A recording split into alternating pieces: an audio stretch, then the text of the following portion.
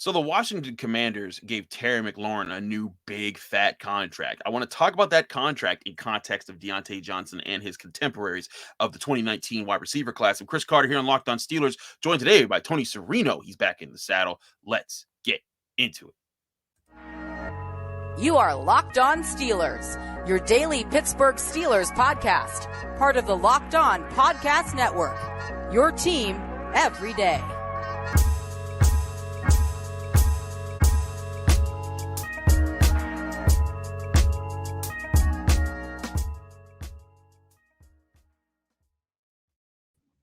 And welcome to the Locked On Steelers podcast. I'm your host, Chris Carter, bringing you your daily dose of all things on the Pittsburgh Steelers. As always, you can find the show on Apple, Spotify, Google Podcasts, Odyssey, and YouTube. If you're watching this video on YouTube, hit the like button on this video. And if you enjoyed, hit the subscribe button to get all of our daily Monday through Friday episodes, including our bonus episodes whenever we have breaking news updates and so on and so forth. We thank you for making the Locked On Steelers podcast your first listen every day.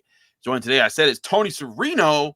You know him, you love him, former host and co-host of this very show. You can hear him all the time on AFC North Talk on YouTube. Go check them out by searching that on YouTube. Tony, how you doing? I'm doing great. Happy to be back, Chris. Listen, I know I was gone for a couple weeks. I'm back. We are, I believe, just a month away from training camp starting, by the way. So, start that clock, because once training camp starts, that's when I, as a fan, start to feel like, oh, right, football, it's back. It's coming back. We're here. So we're only a month away from that. Count it down. Back. We're nearly back. I do love that. But I wanted to get to something that's kind of newsy for today, but also not too Steelers newsy. But it came out. Washington came to their deal, their contract extension with Terry McLaurin. It's a 3-year contract extension with as much as $71 million built into it, a $28 million signing bonus, big money for Terry McLaurin, averages to somewhere between 23.5 to 23 2/3 of $1 million per year during those extended years. And it brings back to the question, because now that's the second wide receiver signed for this class to a long-term deal. Of course, the first was A.J. Brown when he was traded to the Eagles. He got a deal that's basically worth $25 million per year over 4 years of an extension. So the question now comes back to, where does Diontae Johnson fit into this, Tony? Because the Steelers still haven't made a move on him. They made sure to lock up Minkah Fitzpatrick. I imagine Chris Boswell's coming down the line. But people have been saying, should they lock him up? He was their wide receiver one last year. But it might take this kind of money, $25 million, $23 million. Maybe they can get it down to $20 million or $21 million. But that's a lot of money to invest in a wide receiver these days. It is. It's a ton of money. I mean, we're talking about more money on an annual basis than the Steelers just gave to Minkah Fitzpatrick. To put it into perspective. So yeah, it's so tough, because selfishly as a fan, I want to see them pay Diontae, because I love watching him play. Right? You and I were there during that camp when he was a rookie. Yeah. And it was so hard. It was so hard during that camp not to compare him to Antonio Brown. Yeah. Because they had everyone wanted to say it. And look, it wasn't like everyone was wrong to think it, because he did move that way. He got off the line of scrimmage in a similar way. He had the similar body style. It was all like, wow, this kid could be the next Antonio Brown. Now, obviously, that comparison isn't right, because the talent level isn't there. But I do think Diontae is a super talented guy. And I know you want to get into the statistics here, but I don't even think Diontae is close to reaching his potential. I said this on AFC North Talk a couple weeks ago when we talked about the wide receiver position. It's kind of a pity to me that this is likely going to be now the last year of Diontae, because you ask, what does this mean money-wise?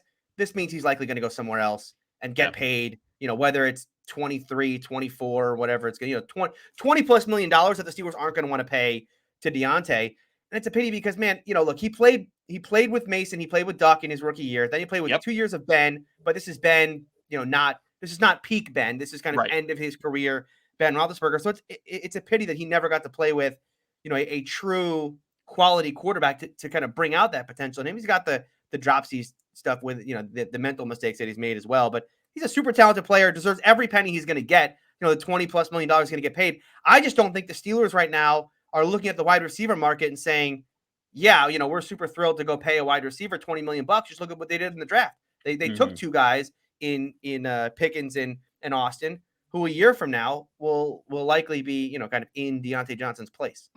No, I feel you on that. Now, I will point this out, and I've said this on several shows. The wide receiver market is changing. What we thought, what was $20 million 3 years ago, 4 years ago, when the Steelers were signing Antonio Brown to extension, is not the same anymore. Those percentage-wise still break down to be a little bit more of the same. So a lot of this is going to depend on Omar Khan. How much can he negotiate it down to? What are the ways that he can? Because if Omar Khan, I think if he gets him to $20 million, there's a conversation to be had about like, hey, like how much is that actually for a wide receiver one percentage wise of your salary cap? You know, Yeah. if he can get it to 19 million or something like that, that's a question. But to your point, why even ask the question of yourself when there's new wide receivers coming out every year that you're excited about? I mean, there's people talking about George Pickens being a phenomenal guy and being a guy that could become wide receiver one. But let's compare him to his contemporaries. When you look at all the I'm listing 6 wide receivers selected in the 2019 NFL draft and comparing Diontae Johnson to them. That's A.J. Brown, Terry McLaurin, the 2 guys that have already been signed to big deals. Deebo Samuels, who's also on the last deal of his rookie contract without anything said. Diontae Johnson and Marquise Brown, the only first rounder on this list. He's actually on his 4th year, but he has his 5th year extension already signed by the Arizona Cardinals, where he was traded to. Of that list, Diontae Johnson comes in 5th in receiving yards per game with 58.8. The only person he's ahead of is Marquise Brown. Also, when it comes to touchdowns, he's 4th in receiving touchdowns, only ahead of Deebo Samuels and Terry McLaurin, which is crazy that Marquise Brown actually averages a higher amount of touchdowns, of receiving touchdowns there. Well, they have no other receivers there in Baltimore, so he's he's a very unique player over there. Right, but part of this also is skewed by the way Diontae Johnson's been used. It's been Devon Hodges, it's been Mason Rudolph, and a limited arm Ben Roethlisberger. And point being, yards per reception, Diontae Johnson's dead last of this group with 10.9, but a lot of that's because a lot of his passes were short. When you look at total receptions, he actually has the most of this group. So part of this is also his separation. He might be the best separator of this group. I think Terry McLaurin would give him a run for his money, but the other guys, they do other things really, really well. But there's value in Diontae Johnson there. And I just think that the Steelers shouldn't overlook that. They should definitely come to the table with him and see what they can get. But if Diontae Johnson reads the tea leaves and sees how the market's going, he has to know he's going to get more money than whatever the Steelers will offer him if he hits the open market. I don't want to be one game sample size guy, but because you just went over all those stats. And look, I love Diontae Johnson as a player, and I think that he could be a top receiver, a top 20 receiver in this league, right? He's had he had a great season last year. Doesn't the Kansas City game worry you, though? Like the idea that he had such a great year. It absolutely does. And he's done this the last 2 years now. He looked decent for part of the end and then just fell off at the end. That does worry me. And I'm pretty sure it worries the Steelers, because they look at that and they say, yo, you need to be at your best in December and January, not your worst. Yeah, and that's the thing. When I think about, like, do I want to pay him wide receiver 1 money? I honestly, Chris, I think, is he a wide receiver 1, or is he just like the best wide receiver 2 in the league? Like at the end of the day, could he just be like a great wide receiver 2? Because look, if it's 3rd and 5 and the Steelers are in the playoffs this year, let's say the Steelers make the playoffs in 2022 and it's 3rd and 5, first 3rd and 5 of the game. You want to go to Diontae, right? How many fans out there today want the Steelers to call a play for Diontae's numbers, knowing what we know about what we just saw from him in his performance against Kansas City when he dropped? How many passes did he drop in that game? It was and that's something that's kind of plagued him throughout his entire career. He got so much better in drops last year. It was almost one of those things where it's like, okay, well, he kind of got past that problem. That was a weird, like, mental hurdle he had to get past, but he did. And then it all came back up at the end of last season, and it makes me think maybe he's just wide receiver 2. And at the end of the day, am I paying wide receiver 2 $20 million a year? No, you're definitely not doing that. But there's other options that you could take with Diontae Johnson. We'll explore some of those options in just a minute here on the Locked On Steelers podcast, because we got a lot to talk about today when it comes to receivers. We also got some interesting stuff to reflect back on about some things that Tony has said in the past. But first, we got to talk to you guys about rockauto.com. Save time and money when using rockauto.com. When you go there, you can save up to 30%, 50%, even 100% more or you can end up spending that much more when you go to a chain store or a car dealership over rockauto.com. So go to rockauto.com. A perfect example is when you do that, you can see a Honda Odyssey fuel pump regularly would be $350 to $300 from a chain store. But at rockauto.com, it's $216. That's a lot of money you're saving yourself. And there's so many other parts that share those type of stories. Rock Auto is a family-owned business serving do-it-yourselfers for over 20 years. Rock Auto's prices are reliably low for every customer. They have everything you can need from brake parts, tail lamps, motor oil, and even new carpet. Go to explore their easy-to-use website today to find out the solution for your auto part needs. And when you go to rockauto.com right now, you can see all the parts available for your car or trucks. So locked on. And how did you hear about us box so that they know that we sent you? Amazing selection, reliable low prices, all the parts your car will ever need. Visit rockauto.com today.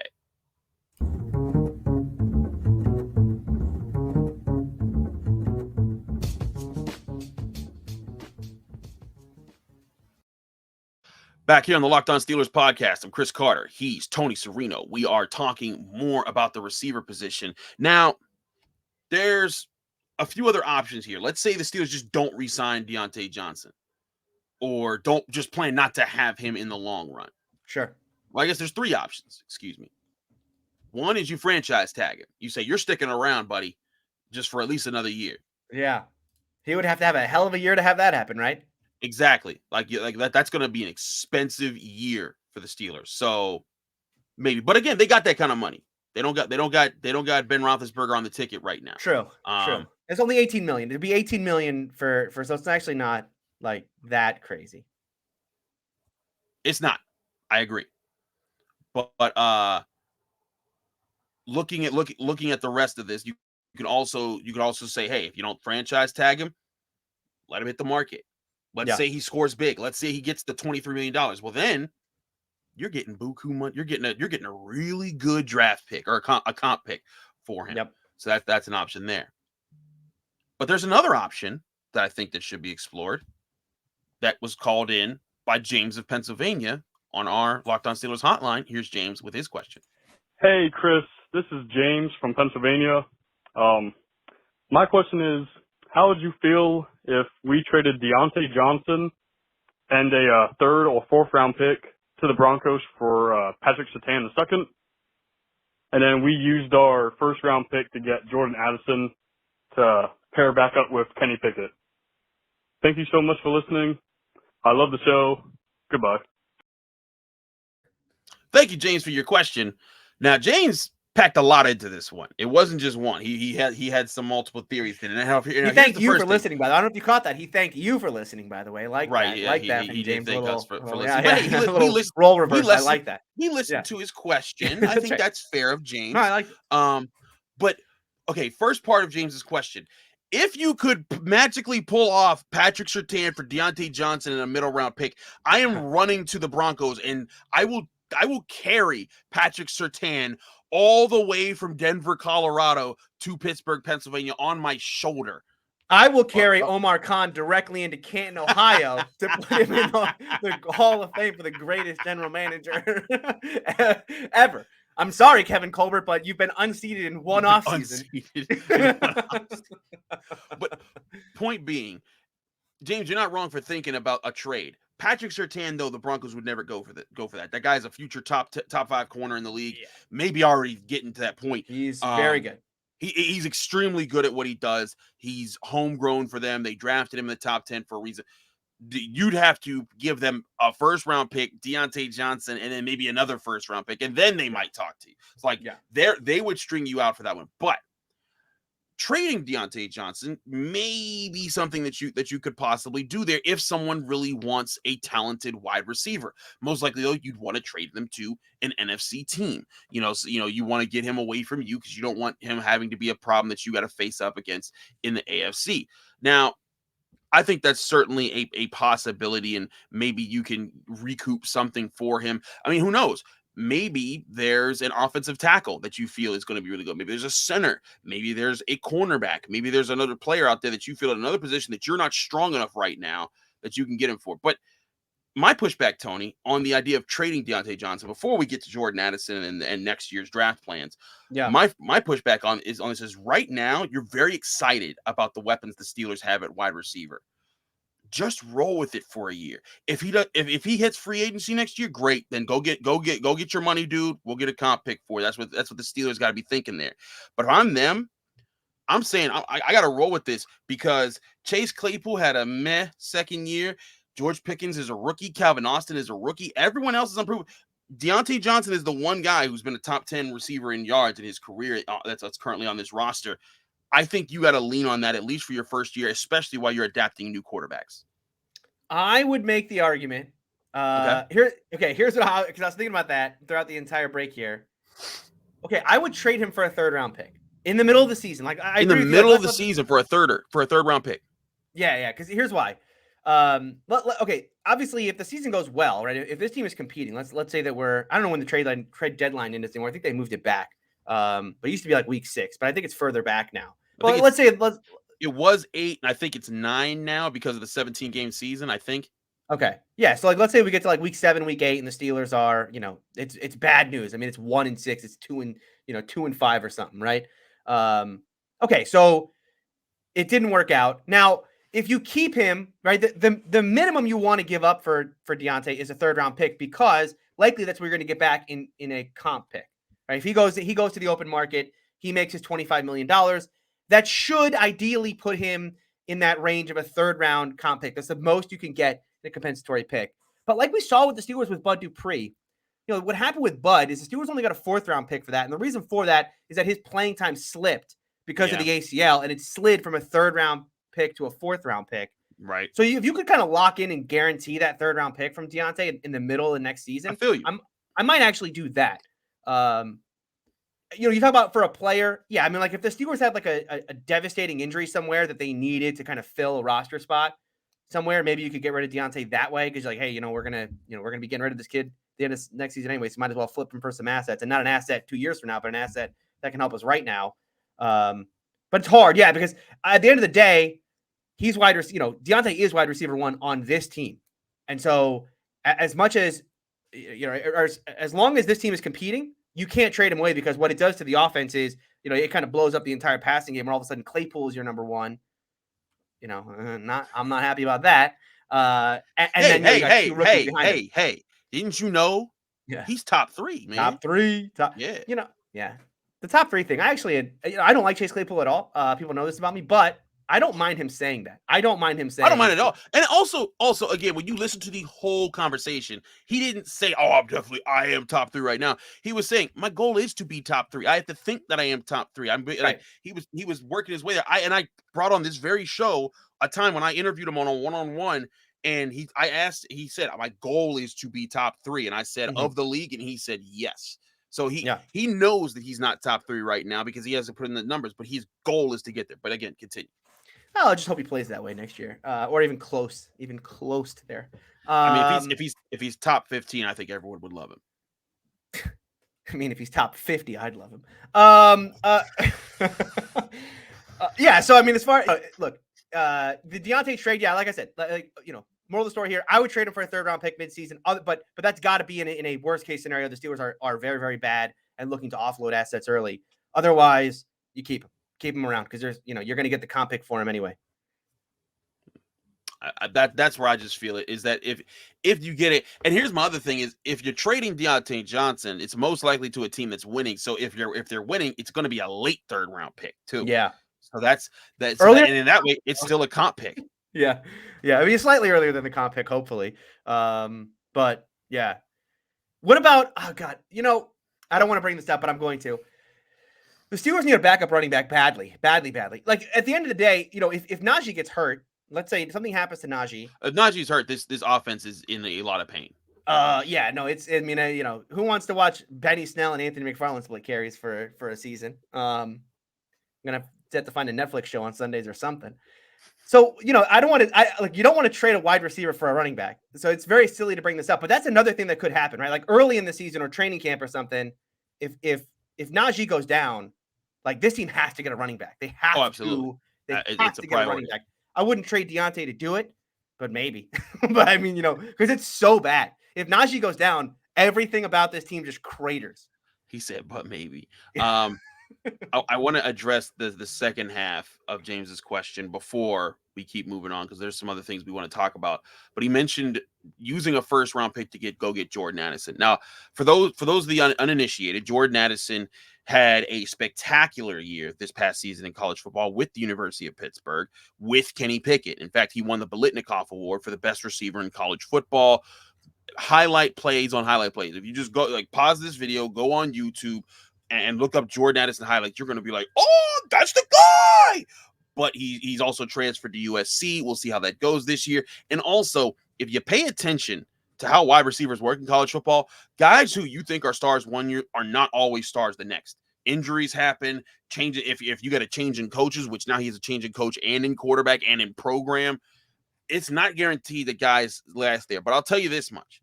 If Jordan Addison is available in the first round next year and the Steelers don't select a great offensive lineman or a great defensive lineman or another position of need, because you just drafted George Pickens and Chase Claypool will be in his fourth year. So I think that there's something there, and you could probably still get some talented receivers in later rounds. I'd like Jordan Addison as a wide receiver in the NFL. I think he's a heck of a playmaker. I covered him for the last 2 years at Pitt football. The guy's a phenomenal playmaker. He pushes himself every day to get better. In the NFL, I think he would have a pretty good year. And to reunite him with Kenny Pickett would be a type of moment, even more so than when people every year were trying to say, "Hey, Mason Rudolph, weren't you best friends with James Washington?" Yeah. No, it's funny because it's a running gag on AFC North Talk how the Steelers had tried the whole wide receiver quarterback college combo in the NFL, and that did not work. But the Bengals tried it, and it's working pretty well. It works pretty good for them. Yeah. So well, a first overall pick, a fifth overall pick versus a third and a second rounder. It's a little different. They have the Steelers have the cable version of Joe Burrow and Jamar Chase. Look, drafting a receiver in the first round is unlike the Steelers. They haven't done it, I believe, since Antonio Holmes. So it's been a while, but in a world where if we're saying there are going to be the teams that don't pay receivers or just keep going to the draft to get them, okay, well, if you're going to be the team that doesn't pay them, well, you got to draft them high. And look, I know they got Pickens in the second round last year, but that was a player like Pickens should have been a first round pick if not for the injury that he had. So yeah, I mean, if you want a player like Jordan Addison, you're going to have to get him in the first round. The Steelers are going to have to start taking receivers in the first round. And really, you talked about it, right? Offensive line's a need next year for sure. Corner's probably a need next year. But other than that, I can't think. Yeah, and I guess they're going to go back to the well on defensive line. Yeah. So, I mean, there's not like a bunch of huge needs out there. There's like 3 or 4, same as every year.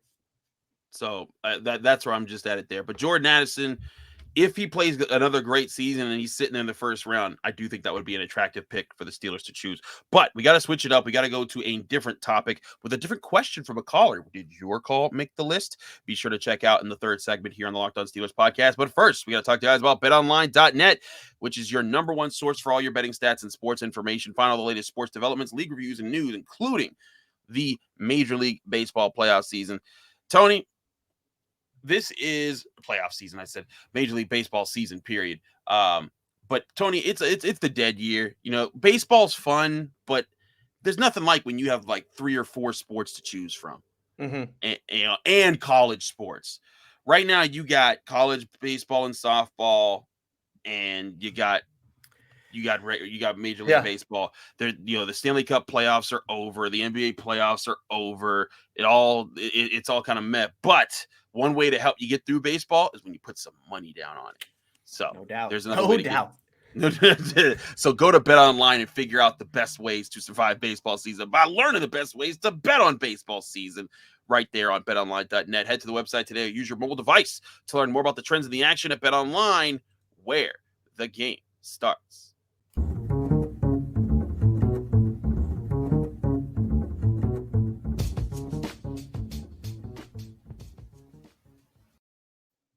Back here on the Locked On Steelers podcast, I'm your host, Chris Carter. He's Tony Serino. Tony, we got a different question. We've been talking a lot about receivers and paying, blah, blah, blah. Let's switch it up. Let's go to defense. We go to defense with this question from Bruce Ross of Mississippi. Here's Bruce. Hey, what's up, Chris? This is Bruce Ross calling in from Cleveland, Mississippi. Just want to say real quick, man, you're going to be one of the great ones. I see it in your future already. But I want to ask about the cornerback situation. I know everyone's study questioning who's going to be that number one guy in the future, or is he already on the team? I just wanted to ask the question, have we given up on James Pierre? Last year he made a lot of noise in camp. We know he didn't pan out to be what we wanted him to be during the year. But it was some upside to him. So if Pierre comes out and do the same great things he did last year in camp, can we still see him as a number one guy in the future, or take over that number one guy this year maybe? I don't know. But that's my question. Thanks, man. Thank you, Bruce, for your question. And remember, if you want to call into the Locked On Steelers podcast, you can do so at any time by calling 412-223-6644. Leave your name, where you're from, and keep your question to under a minute. That helps us on the show production side. Okay, so Tony, I feel like this calls you. This is all about you, babe.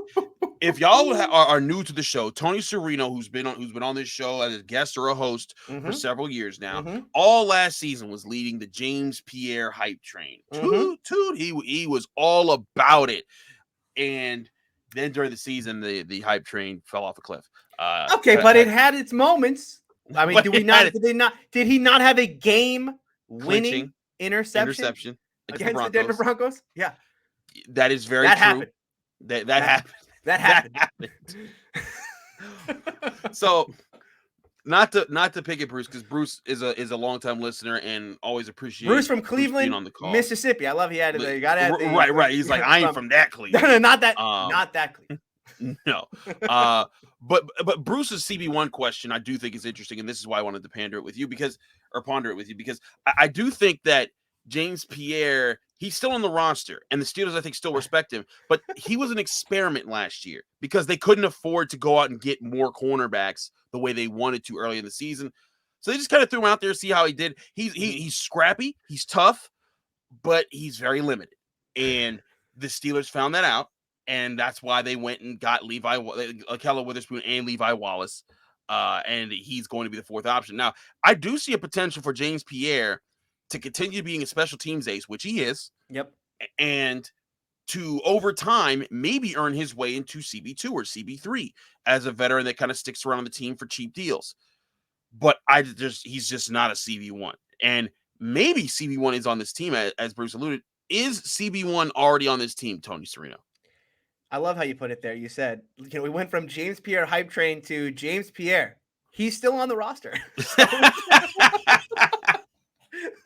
That's kind of where we are. If you're asking, is James Pierre going to be CB1 in the future? I think that's your answer right there. No, look, to me, both guys, both Witherspoon or Sutton, I think could be CB1. I think Wallace, from an athletic standpoint, is never going to be like a true CB1. Right. Like a shutdown, his side of the field, you're just not going to go there. I think because of the athleticism concerns. But I still look, Cam Sutton was good last year. He was good. He was not a player who was, who disappointed in his first year as a full-time starter by any stretch. And Witherspoon had a stretch where, statistically speaking, like if you look at the numbers of him covering guys, he put up CB1 type numbers. Now, as we learned with James Pierre, sample size. Let's not read too much into small sample sizes. Yes, as it turns out, reading too much into the 11 snaps James Pierre had might have gone. If y'all remember Tony, he was going over game log after game log of James Pierre. He's like, look at this. Look at this passer rating that he allowed. That was exact though. It was literally 2 game logs. So it was a game log after game log. That was the 2 game logs that he played in. No, but I'm not going to give up hope yet on either Witherspoon or Sutton as being, and I don't know if we're ever going to call them true CB1s. I do think though that this cornerback room overall is underrated. Like I think that this cornerback room, while it doesn't have a shutdown corner, look at what the Bengals did last year, especially in that playoff run with the cornerbacks that they had. Who is their CB1? Who is their shutdown guy? Awuzie? Was Awuzie like a CB1 type last year? Not really, but he was good enough, right? You had him good enough. And then Eli Apple, who, is Eli Apple, but he was he was good enough. And then obviously Mike Hilton, who was a fantastic player. He probably was their CB1 even as a slot. In the slot. Yeah. But they had good safety play with Jesse Bates. I mean, I think the Steelers, from a secondary perspective, I could, the Steelers kind of, if I'm saying like, what they could be, I think they could be the Bengals from last year. I don't think there's any, you couldn't rule that out, where it's just like, they're just good enough at every spot where you can't really pick on a certain guy on a play-to-play basis. You don't have to be a CB1. You don't have to have a CB1 if you have just a well-rounded group. No, I agree. And that's where I've said before about this situation is maybe there's not a pure CB1. Maybe there's not a Jalen Ramsey type that just stands out and says, yeah, that's the guy. He leads the room. Or even a Joe Hayden type when he was in his prime. Like, maybe that guy's not on the roster. But this is not Artie Burns with Cody Sensabaugh. This is not Antoine Blake, being a starter out there. This is not a situation where the Steelers are scraping the bottom of the barrel to find their starters. All of these guys have starting experience in the NFL, considerable. They've been in the NFL for 5 or 6 years. Even they're even some of their backup guys. Arthur Marlette has been in the NFL for around that time.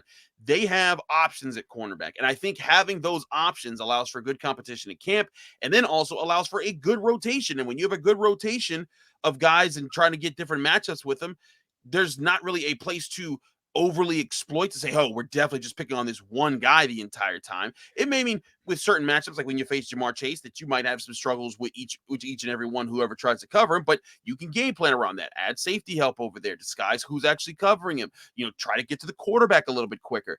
But when it comes to I think how this cornerback room works, everybody's kind of in the same position where like, hey, you flash the potential.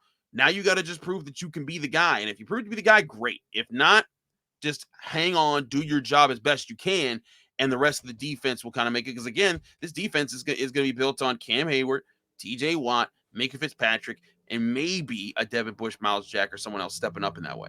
Yeah, it's going to be about getting to, their pass protection is going to be about getting to the pass rusher or getting to the passer as soon as possible. The one, I guess, I'm actually more worried, if I think about this secondary room, we talk about CB1, you're talking about an outside corner. I mean, to me, I still think that slot corner is probably the bigger concern overall within the group. It was a concern last year. I know they brought Mullett back, and Mullett was fine last year. But, I think the players that they're missing the most, or that they're probably going to likely still miss the most is Mike Hilton. Yeah. Mm-hmm. Right. I mean, having a Mike Hilton with this group, I don't think we would worry as much about this group if it were starting with, let's say, Witherspoon and Sutton, if they still had Mike Wallace in the slot.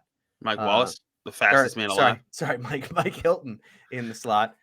Mike Wallace, very fast. He would be the fastest slot guy in the league. No, I do. I think that for me is like the biggest concern I have about this group overall, right? We know Cam Sutton can play that role really well, but he's better off as an outside guy. So I guess for me, if I'm thinking about the secondary group, I'm not thinking about CB1. I'm thinking about who's the slot. I feel you on that, and that's a good question. Now, I've written about this on SteelersNow.com at the end of minicamp, talking about how Arthur Mullett and Trey Norwood are in a battle for that position right now because Trey Norwood playing in the slot. Of course, yeah. He made some mistakes, but he also made some good plays in the slot. He has good instincts. Tell you what, in that Chiefs game, man, look, and he got picked on a little bit as that game went on, but he's a rookie, a 7th round rookie. Yes, exactly. 7th round rookie going up against, one of the greatest offenses of all time, certainly one of the great quarterbacks of all time in Patrick Mahomes. Right. So, and look, he got picked on as that game went on, but he held his own for at least that first half. And that, that's awesome. So I completely whiffed on him. It's a great point.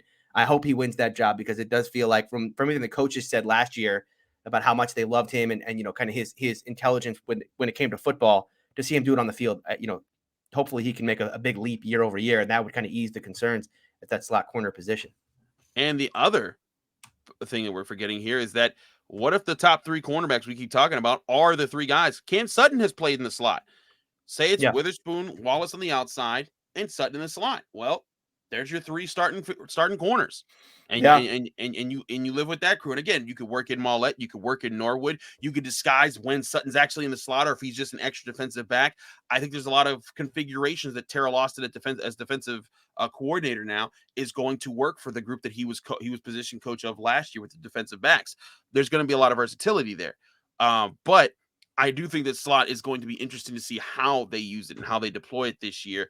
But I think who's CB1, I think at the end of the year, we might say Witherspoon. We might say any of those top 3 guys, but it's going to depend to me about in big time situations, who's the guy that lines up with the top receiver? Who's the guy that is like, hey, we're putting you with Jamar Chase. We're putting you with, whoever. We're putting you with Amari Cooper if it's the Browns. We're putting you with Stephon Diggs if they're playing the Bills.